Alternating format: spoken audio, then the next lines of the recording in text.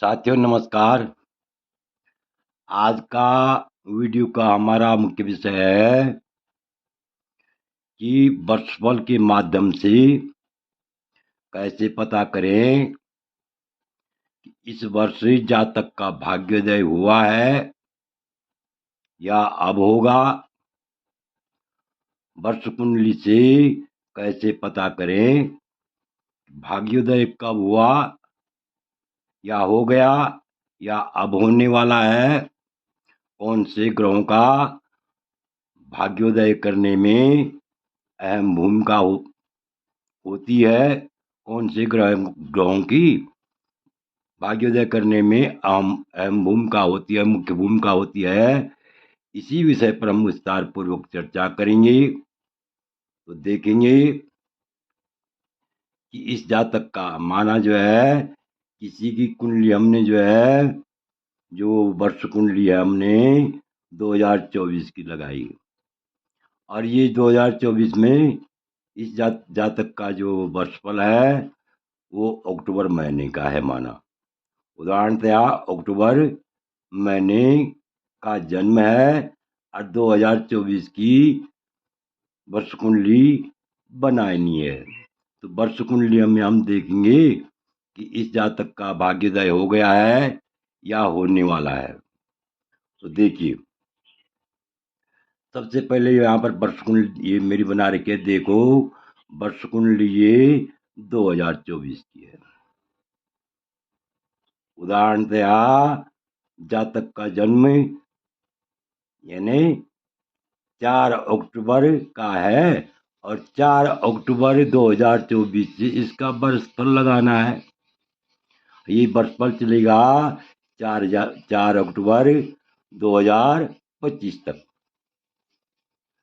तो इस कुंडली का हम विश्लेषण करेंगे कि इस जातक का भाग्योदय हो गया है, वर्षफल कैसा है, अच्छा है या बुरा है, भाग्योदय हो गया है या होने वाला है। तो इस कुंडली का हम विश्लेषण कर रहे हैं, ध्यान से देखिए। इससे पहले मेरा आप लोगों से अनुरोध है, यदि आपने अभी तक मेरा चैनल सब्सक्राइब नहीं किया तो अवश्य सब्सक्राइब करने का कष्ट कीजिए, वीडियो को लाइक कीजिए, शेयर कीजिए। तो देखिए, यह जो है इस जातक की कुंडली है, माना जो है ये जन्म कुंडली है। लग्न में जो है शुक्र है, धन स्थान में जो है सूर्य है, तृतीय स्थान में बुध है और चतुर्थ स्थान में मंगल है। इसी प्रकार षष्ठ स्थान में जो है केतु है और नवम स्थान में जो है बृहस्पति शनि है और द्वादश में चंद्रमा और राहु है। तो इस प्रकार से ये जन्म कुंडली है, इसके आधार पर हमने वर्ष कुंडली बनाई। तो 2024 में जो है, जो ये जातक की वर्ष कुंडली बनी, वर्ष कुंडली के आधार पर इस प्रकार के ग्रह आए। देखिए, लग्न में कुछ नहीं है, मकर लग्न है और लग्नेश जो है धन स्थान में बैठा हुआ है, जो कि बहुत ही उत्तम योग बना रहा है, धन के लिए बहुत ही उत्तम योग बना रहा है। तृतीय स्थान का राहु भी शुभ माना जाता है, शुभ फल की वृद्धि करता है। तृतीय स्थान के ग्रह और एकादश स्थान के सभी ग्रह जो है शुभ फल देने वाले होते हैं। यहाँ पर जो है पंचम भाव में बृहस्पति है। ये जो पंचम भाव में बृहस्पति है, यह भी जो है इधर जातक का जन्म कुंडली में जो है नवम है, यहाँ पंचम भाव में आ गया। यहाँ जो है नवम भाग्य स्थान में था, यहाँ पंचम भाव में आ गया। यहाँ पर शत्रुनाशक मंगल भी है, वर्षफल में छठवां मंगल बहुत शुभ माना जाता है। और दूसरी बात यह है कि इधर इस जातक का जो है जन्म कुंडली में रोचक योग भी है, जो कि उत्तम फल की प्राप्ति करता है।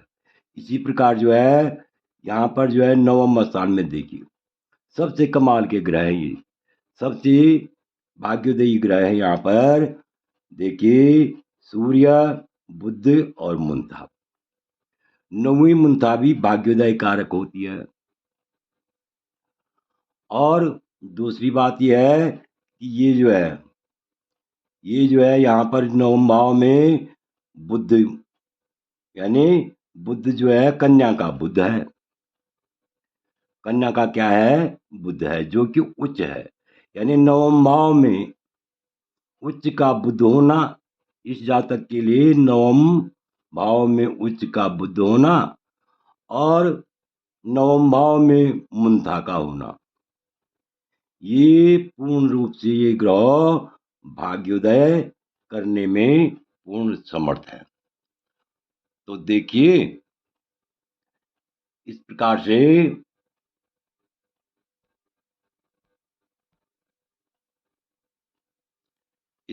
हमने देखा कि यहाँ पर जो है कुल मिलाकर के वर्षफल जो है बहुत अच्छा बना हुआ है, क्योंकि भाग्य स्थान में यहाँ पर क्या है, सूर्य भी है, बुध भी है और मुंथा भी है, ये केतु भी है। यद्यपि केतु छाया ग्रह है, यदि कोई ग्रह बली हो तो उनके सम्मुख केतु का प्रभाव ऐसे भी फीका पड़ जाता है। तो देखिए इन ग्रहों को देख करके नवम मुंथा होना और बुध का 29 होना, भाग्य स्थान में बुध का 29 होना, नवम मुंथा होना, बुध का उच्च होना, बुध का स्वगृह होना और बुध का जो है सूर्य के साथ बैठना, सूर्य के साथ रहना, ये जो है सभी जो है प्रबल भाग्योदय के योग बना रहे हैं। तो ऐसे में क्या होता है, यदि भाग्योदय के योग है तो भाग्योदय आदमी का कैसा होता है, माना जातक नौकरी पर नहीं लगा हुआ है तो उसके जो है यानी उसको रोजगार प्राप्त होता है, नौकरी पर लग जाता है उस इसी अवधि में।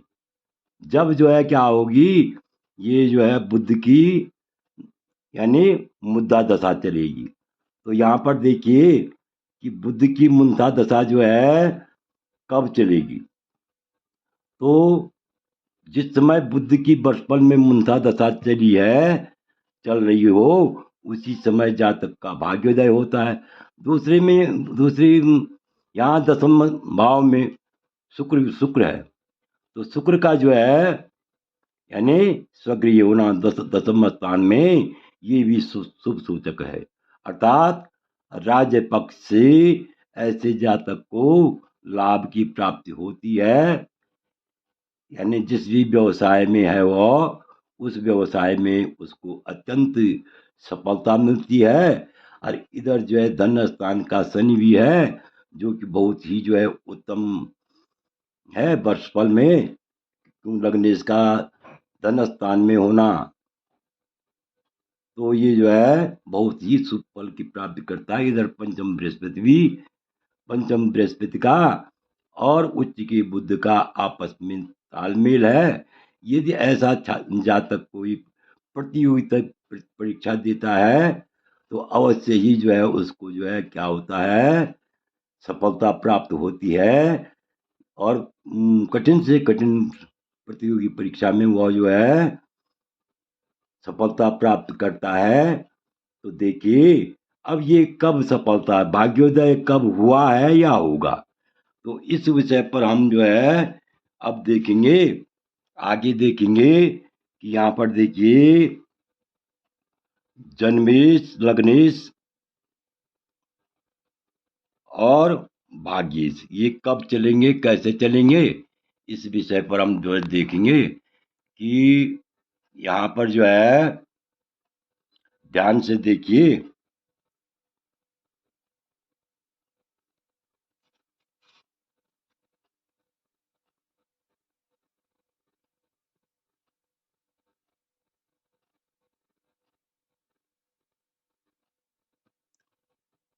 यहाँ पर आगे देखिए, ये जो है कुंडली है और इस कुंडली के माध्यम से हम देख रहे हैं कि भाग्योदय जो है कब होगा, कैसे होगा, या हो गया या अब होने वाला है।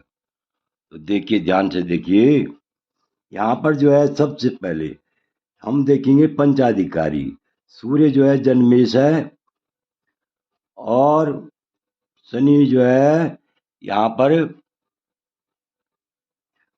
शनि यहाँ पर जो है वर्षिष है, बुध मून 30 है, तेरी राशि से मंगल है, और इसी प्रकार जो है बुध जो है दिनेश भी बुद्धि हुआ, वर्षराट भी बुद्धि हुआ। तो यहाँ पर हम देखेंगे ये बुध, जो ये बुध था हमारा भाग्य स्थान में, जो ये बुध था, तो इस बुध का जो हम देखेंगे कि ये बुध कब कब थी इसकी दशा। इसकी दशा थी 13 मार्च 2000